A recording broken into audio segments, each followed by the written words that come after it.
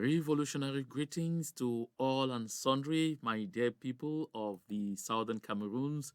Accept greetings from me, John Ba Akuro. Today is December 11 in the year 2020. This is the last month of the year 2020, and I'm delighted to talk to all the brave warriors of our freedom of the Southern Cameroons and to every other friend of the Southern Cameroons, particularly those who have stood by us throughout this period from 2016 when we got into this phase of our struggle for freedom right on to this day. Today, we are going to be discussing two very important and crucial issues. The first of the things that we're going to be discussing today will have to do with the numerous meetings being held in Bamenda.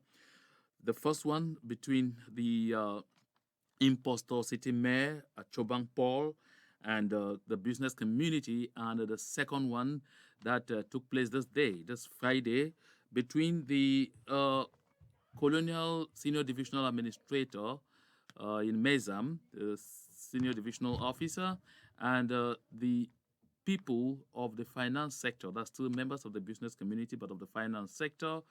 People who run companies like Express Union, Express Exchange. In fact, all of those structures that have to do with money. And the only objective of those meetings has to do with, breaking the momentum of our struggle for freedom, with turning the people against their own, independence quest. That is the fight against the ghost towns.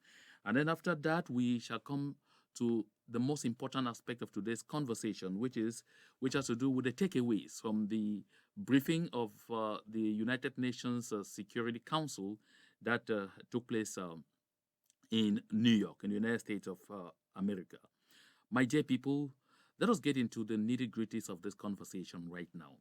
I know, and I know for sure, that there are a lot of people who really marvel and ask themselves this question: whether the government of Cameroon believes that they can keep doing the same thing over and over, year in, year out, since 2016, and expecting different results. But all the same, it is not superfluous for us to try to remind our people always of the importance of the actions that we take. If you have been respecting the ghost town calls from 2017 right up to this day, it is not really because anybody is obliging you to. It is because you believe in the freedom we are seeking. It is because you believe that as a civilian, that as a civil society, you have to at least show one thing to the world, show one thing to the international community, that this is not just an affair of a few persons, that you are displeased, not happy with the state of affairs as they are currently, and that we will never again accept to be treated as slaves in the land of our birth. My dear people of the Southern Cameroons, I saw Mr. Chobang Paul try to do one of those desperate things that they have done in several places and they have not worked, trying to convince and coerce a few people, trying to give some little money to a few persons to come out there and hold billboards that they don't even believe in. We had seen before people assembled at the Commercial Avenue in Bamenda. Some of the people even in bathroom slippers and covering their faces. This is the same thing that we saw this this Thursday in Bamenda, with people standing and holding billboards but covering their faces and making sure the cameras don't really identify them. This sends one simple message: that these people don't even believe in what they are doing. That these people are either coerced or because they are hungry. They have been brought together and promised, a few loaves of bread. And they told themselves, well, if it is only for this, after all, we know it's not going to have any impact. Let's go and stand there and then play this whole show and earn what we can earn and go and feed our families with. It's a pity that rather than do what every other person expects that a normal and right-thinking person should do, the government of Cameroon continues to believe that they will throw objects at us, that they will throw crumbs at our people and turn the people against the fight that they are leading for the soul, the very soul of the Southern Cameroons, for their freedom, for future generations of Southern Cameroonians, for those who are yet to be born. We are determined, my people, that the difficulties we have faced, our future for the current generation that was stolen by La République du Cameroon is not only what we're seeking to restore. We want to make sure those who are born after us will not be born into slavery and servitude, will not be born into a community, into a situation where they'll be treated as subhumans, will not be born in a community, in a situation where they will be treated as, should I say, as animals, where they'll be discriminated upon and handled like people who do not even have a home, although we have a home. My dear people, you must have realized that it is because we raised hell, it is because we shouted out loud that one of us, Yvette, oh, I'm even turning off her name, that one of us, Mispa, who found herself fighting for Mr. Maurice Kamto with a number of women from everywhere and was singled out alone because she's a Southern Cameroonian and thrown into jail. It is because of our outcry that she was released. My people, this is just one more evidence to all of those who still continue to think that anything can be forged with La République du Cameroon to understand that as far as they are concerned, we are not humans. We are simply subhumans. And therefore, avoiding anything that links us to them is the best and most important thing to do. So, this man they call Achobang Paul, he has a house behind Ayaba Hotel. He doesn't live there anymore. He lives upstation. He lives in a place where he's gathered with at least 10 to 15 soldiers every time. Whenever he has to move, he will either be in an armored car or he will move around with thick layers of security.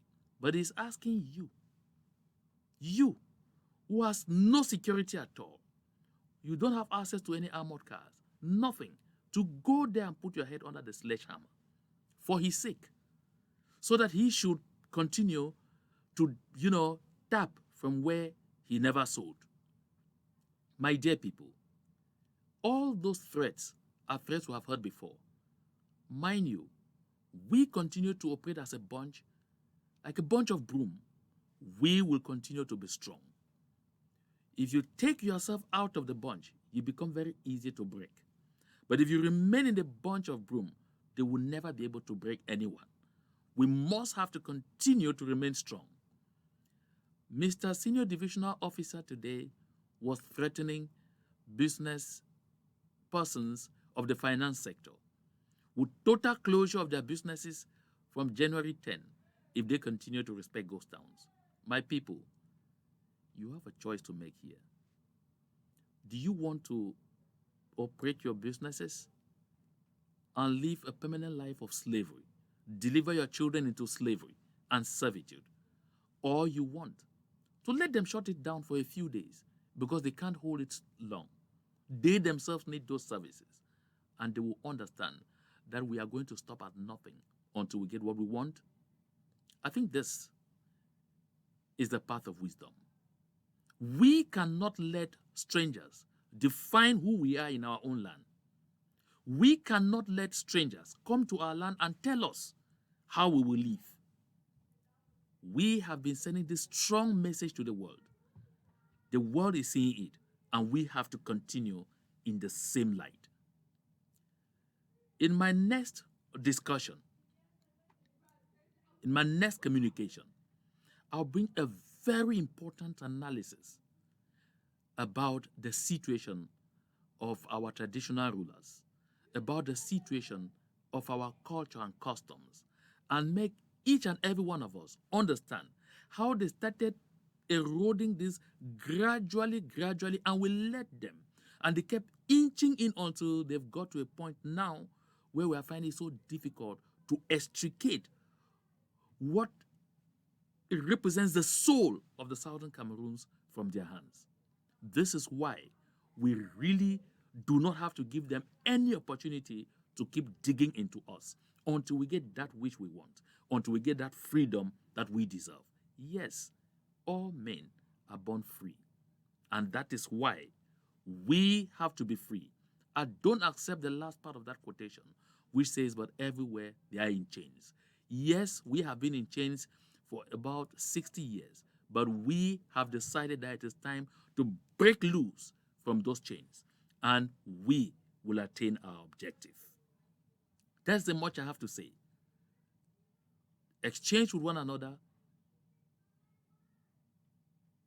discuss strategies, come to agreements, and resolve to remain strong. We will overcome. They did this in Kumba. They offered even fuel. They offered even money. They offered all kinds of incentives. But our brave people know what they want, and they turned all of this down. It is not in Bamenda that they will come and succeed. I have confidence, unshakable confidence, on the very brave soldiers of our revolution who are the people of Bamenda. I trust all Southern Cameroonians to continue to stand strong for what we all believe in. We will overcome. That said, let us move on now to this very important discussion about what I consider to be the takeaways from the briefing of the UN Security Council that took place in New York 2 days ago. My dear people, we had the opportunity to listen to a presentation by Mr. Lansana Fall, representing a UNOCA. And when that was done, we definitely had the opportunity to listen to diplomat after diplomat representing the various regions of the world talked about the situation in the Cameroons. The first observation, and interestingly enough, it is a French member of parliament who jumped on it first, because I think it shocked not only the people who still have some conscience in France, it definitely shocked the entire world that the French, who are so involved, whose proxy war this is in the southern Cameroons, preferred not to even make a mention. They avoided the topic, avoided the subject matter, as if everything in the Cameroons had reverted to normal. That is exactly the message La République du Cameroon has been struggling to pass to the world without any success. Thank God, the silence of France met, the shouting concern of the rest of the global community. My dear people, we definitely had the opportunity to hear strong opinions from the Germans, from Indonesians, from Russia, from all other international actors who represented the UN Security Council. There are some important things to highlight here. First, the appellation separatists and secessionists. This tells you we still have some work to do. We still have to get the world fully reminded of the fact that Southern Cameroonians are not secessionists. You only secede from something where you had belonged before. We didn't belong. We do not belong. Therefore, we are not seceding. The Southern Cameroons and La République du Cameroun were on pause in 1960 and 1961. Both UN trust territories, all deserving of independence, because we're all being prepared for independence. Therefore, when they talk about the people of the Southern Cameroons are referred to us as secessionists, is that we still have some educating to do. It is true that they can't pretend they don't know, but let's convince ourselves that they don't know. In the past, we have taken the posture of a reminder, but now we have to take the posture of educators to let them understand that the people of the Southern Cameroons are not secessionists. You can call us separatists, I don't mind, but I know that it could simply be saying because there was some intention to join, which didn't really materialize into that kind of effective joining, here we are free to want to separate. But the real fact is we are restorationists. We are simply restoring our stolen independence. So this is something that we need to pay attention to. Next, for the first time, we heard this diplomat say that the humanitarian needs have graduated, usually from the 1.5 million that they talked about, now to approximately 6.5 people in need of serious humanitarian assistance. 6.5 million people in grave need of humanitarian assistance. That sends one message, that the world knows that the situation is worsening and not improving. The situation is worsening and not improving. Recently, the situation in the southern Cameroons was classified among one of the top 5 world most neglected conflicts or crises in the world. And this is absolutely important. It points out to the fact that the internationalization of the southern Cameroon's situation or the southern Cameroon's question has not only gained grounds but is moving much faster than some would have expected. There definitely may be some missteps, but we are actually on course to letting the world know exactly what we are going through and understand exactly what we want. Now, another very important observation. There is general consensus around the world that Mr. Paul Biya's chariot of a dialogue called the Grand National Dialogue was a farce. Nobody has bought into it. Nobody accepts anything that came out of there, or recognize that it was Mr. Paul Biya and his government talking to themselves. Reasons from one diplomat to the other, they continued to point out the importance of a clear-cut dialogue, negotiations in the presence of a third party. In this case, the German diplomat actually even mentioned the Swiss-led initiative. Of course, there are other initiatives that may definitely come up. My dear people, the next thing that also pick away from there is that the debate of a special status from La République du Cameroon has also not been accepted. It has not been swallowed by anybody. They understand it's an empty shell, and they understand the people of the southern Cameroons have refused and will not fall for it. And I'm happy that this lesson is sinking, because the world knows that for there to be peace, for there to be a solution to the ongoing conflict that is claiming lives uselessly for no good reason, the dialogue has got to be frank and should address the root causes, as one of the diplomats mentioned. Yes, I listened to the diplomat from Tunisia representing the trio of the Maghreb countries, made clear that the root causes of the conflict need to be addressed, and that is what has to be discussed on the negotiation table. Away from there, they also pointed out clearly that despite all efforts by La République du Cameroon to buy time, thinking that they can convince the world that they have what it takes to defeat our people militarily, whereas we never walked into that a fake union because we were conquered at war. This message should clearly now be sinking in the minds of those in La République du Cameroon who continue to believe that they can subdue us by force. The freedom of the southern Cameroons in the minds of our people is an ideology. You don't kill an ideology militarily. No, it will never die. Let me remember, or let me recall this very interesting saying, that you can resist an entire army regiment, but you will not be able to resist an idea whose time has come. The freedom of the southern Cameroons, total independence for the southern Cameroons is an ideology. So even the world itself should understand that no amount of trying to coerce us into any form of association again with La République du Cameroon will gain traction among our people. Various surveys have demonstrated this. The actions of our people on the ground continue to demonstrate this by the day. Again now, let us talk of the issue of self-determination versus autonomy. I know that in the minds and hearts of some diplomats in the international community, they think that perhaps if Mr. Paul Biya were to be changed as president of Cameroon, our situation could be resolved. No. Some also erroneously think that perhaps if they were to return to some kind of a federal system like it was our desire at some point it will work. No, it can't work again. No form of association with La République du Cameroon will convince the people of the southern Cameroons to stop seeking what they want. And this is simple.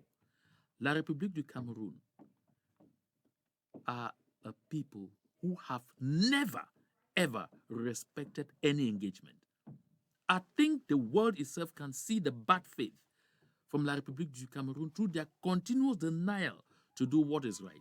Each time there is pressure, they pretend to do one thing or the other, going around the issue. They never want to face the issue. Those are the kind of people they are. So those kind of people never keep to any engagement, never keep to any agreement, never keep to any arrangement. So there is no point staking when you know what the outcome would be like. Therefore, when the German diplomat talks about, the issue of autonomy or some kind of autonomy for the people of the southern Cameroons, of course, they have rejected the current decentralization and they're thinking of something, whether it is confederation or federation, it is not going to work. It will not work. We have been there. We tried it. We actually went in on the understanding that that is how it was going to be. But La République du Cameroon, they can't resist the temptation of centralizing everything and transforming us into their slaves. It can't work. Even in the midst of the ongoing crisis, we can still see what is happening to our people. La République du Cameroon continues to use all kinds of means. Look at what happened to this young child who came away from school on Bangui Road, leading to Bamenda, and was playing behind the house, and then gates swept off the feet, his life cut off by, a group of people who call themselves professional soldiers, shooting in the wild. Just like that. In a civilian setting. This is unacceptable. This is because they see our people as objects. This is because they consider that they can continue to take our lives for their sport. This is unacceptable. And this is a thing we are all ready to die for. Now, there's another aspect. The talk from the German diplomat about the activities of our diaspora. My dear people, I think we ourselves have found time to say some who have infiltrated our ranks and claim to be fighting with us for freedom have used language that is simply meant to discredit our movement. We have embarked on a huge education campaign, and we will continue this education campaign to let our people know that you can fight for freedom without using language which will easily be misconstrued for hate language, without using language which will easily be misconstrued for language inciting violence. We simply need to tell the world and tell our people what we stand for, what we need in clear, simple English language. That said, I was highly shocked that this same diplomat who brought condemnation upon the use of some unacceptable language among our diaspora did not find time to condemn the incessant atrocities by La République du Cameroon on our people. The very worrisome situation of the school children in Kumba, the worrisome situation of the school children in Victoria, the worrisome situation of school children across the board in the southern Cameroons. Rape on young girls, on women, looting, exploitation, torture, burning down of villages, and all of those things didn't strike a chord. But this is actually the elephant in the house. My dear people, I think it is important for us to continue to draw the attention of the international community to the effect that we are not on the same pulse with La République du Cameroon. They are the aggressors. They are the people wreaking havoc on our people. We are simply screeching. That is why some of us who have stood and continue to stand for peaceful resistance will keep seeing our voices drowned by those who feel that it is important to retaliate. I think it is time for us to once more sound the alarm for the international community to recognize that their continued indifference, yes, their continued indifference, and just resorting to making speeches, sending out notes of condemnation, and calling on the same government to investigate its own crimes has not paid off. On the contrary, the situation is decaying.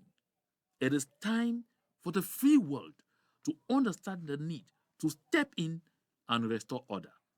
That is when, and only when, La République du Cameroon will understand the need to respect the inalienable human rights of the people of the Southern Cameroons, even as they prepare to pack out of our territory. The 10th of December that just passed yesterday was the International Day for Human Rights. But it is on that day that we also witnessed a lot of torture in our land. It is on that day that innocent civilians were cut off the world in the Southern Cameroons. It is on that same day that innocent people were tortured.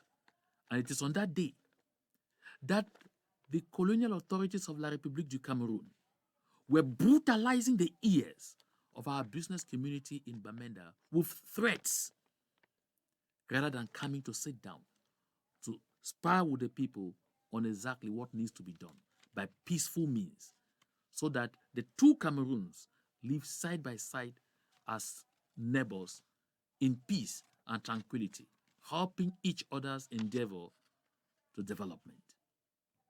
I think we have a great assignment, and that assignment we must conduct.